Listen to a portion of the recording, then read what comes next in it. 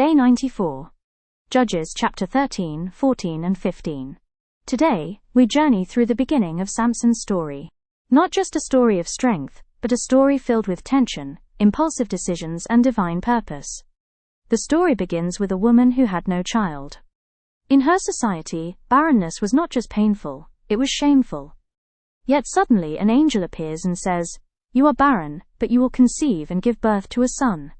Pause for a moment. God didn't deny her reality, he redefined it. God sees purpose where others see emptiness. Your current limitation is not a life sentence. It is often the birthplace of divine intervention.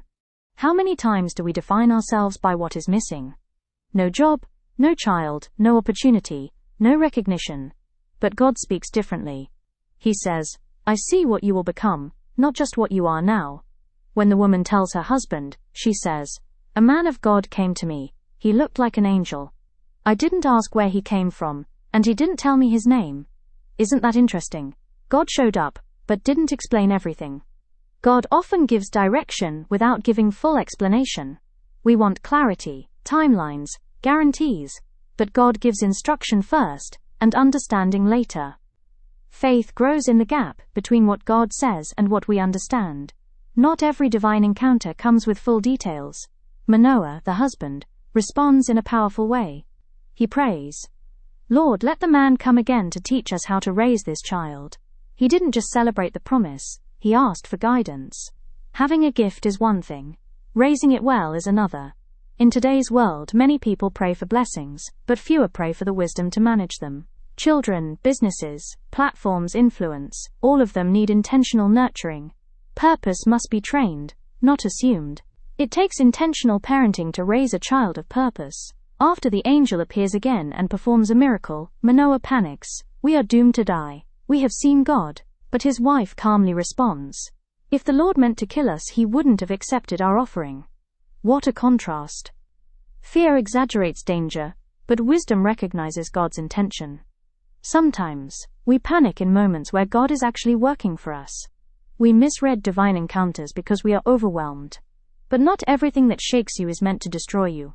Some things come to transform you. Later, Samson kills a lion, and on his way back, he finds honey inside the carcass. He eats it, and gives some to his parents. But he hides the source. Why? Because it violated his Nazirite vow. The most dangerous compromises are the ones we justify and conceal. It seemed small. After all, it was just honey. But it came from a place he wasn't supposed to touch. How often do we enjoy things we know are not aligned with our calling, and simply choose not to talk about it? Hidden compromise weakens visible strength. At his wedding feast, Samson gives a riddle. His wife, under pressure from her people, cries for 7 days, until Samson gives in and reveals the answer. Not every emotional demand deserves your spiritual surrender. Samson wasn't defeated by enemies, he was worn down emotionally. Pressure doesn't always come as an attack. It sometimes comes as tears, persuasion, or guilt. And if you're not careful, you will give away what God told you to guard. Emotional pressure can break spiritual discipline. After being betrayed, Samson reacts with anger.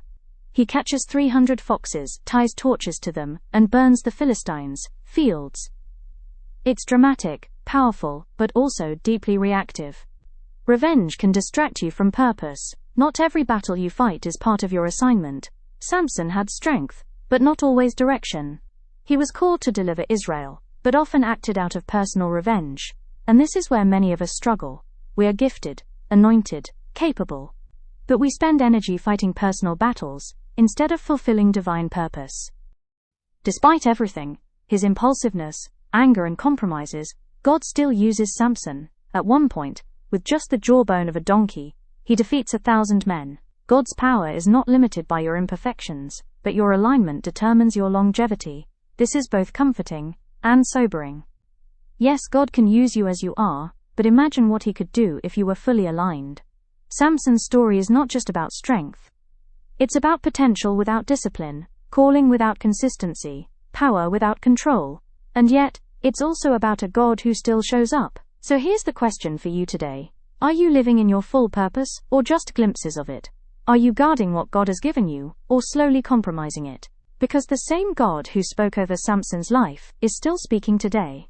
and his whispers are still calling you higher. If this spoke to you, take a moment to reflect. Which scripture whisper is speaking directly to your life right now?